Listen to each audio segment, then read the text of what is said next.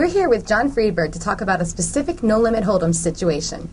Jon, you're on the button, you look down at a 7-8 of spades. There was no action in front of you, so you raise it up maybe 2.5, 3 times the blind. Little blind folds, big blind pushes back at you, maybe 4 or 5 times your bet. Mm-hmm. Do you make that call? Or do you assume he has a better hand than you because he pushed back? Or what would you do? Assuming this is a tournament situation, yes, right, where we have a fixed amount of chips and we can't rebuy here, I would take that. I would take that situation. I would analyze it based on the action that had been happening at the table previously, and more specifically, the player that I'm up against. Right. So, in a situation where it's folded to me on the button and I raise 2.5 times, which is a very common play that I certainly do, and most poker players do. And 7-8 of spades isn't a bad hand. Not a bad hand at all.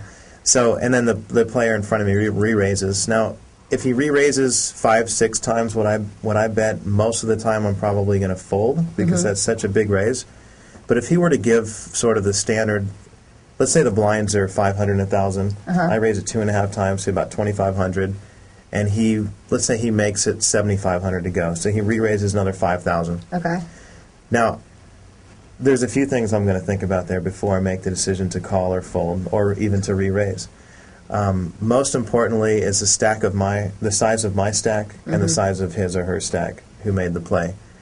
Now, a hand like 7-8 of spades, there's a lot, or any suited 7-8 or 9-10, any suited connector, they're dangerous hands to play, but they're very good at cracking bigger hands, right? So there's a lot of ways a 7-8 can beat aces or kings or ace-king or hands like that.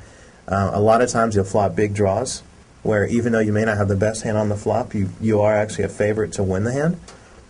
And so basically, if I make a raise with a hand like that and the big blind re-raises, if both the big blind and myself, if we both have big stacks, I'm going to play that. I'm going to see a flop probably every time there. His hands? Absolutely, because it has a lot of implied odds, right? So if we're both very deep stacked, then I know I'm risking another 5,000 to potentially take this guy or this girl's entire stack. So there's a lot of implied odds there, and if the flop comes like a best case scenario like a 5, 6, 7 with 2 diamonds, or obviously very best case scenario would be to flop a straight or something. Yeah. It's a hidden hand, and if he's sitting there at 2 queens or 2 tens or something, or even an ace king, and he wants to make a play at a pot, and the flop comes 5, 6, 8. Or 5, 6, 9, or whatever makes it straight there. Your hand is very hidden, and you can bust a guy like that, especially if he's on an overpair. So what about if you do make the call with that hand and the flop comes like 2, 4, 7 rainbow? Would you think you had the best hand at that point, or would you think you had a better pocket pair? That's always a really tough spot to be in, and but it's part of poker. Every tournament I've played, and I find myself in that spot at least once, unfortunately.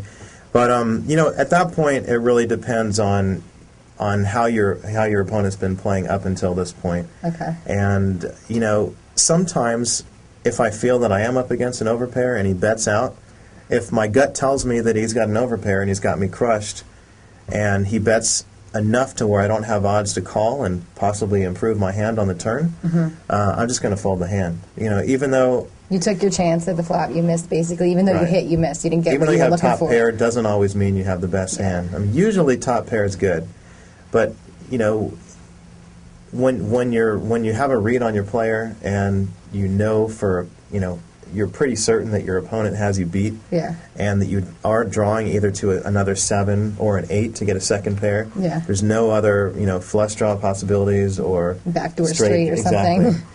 Yeah, it's easy to get off that hand, but most of the time you don't have that good of a read on your opponent, because in these in the bigger World Poker Tour and World Series events, you get a lot of very skilled players that are capable of making that play with any 2 cards. Yeah.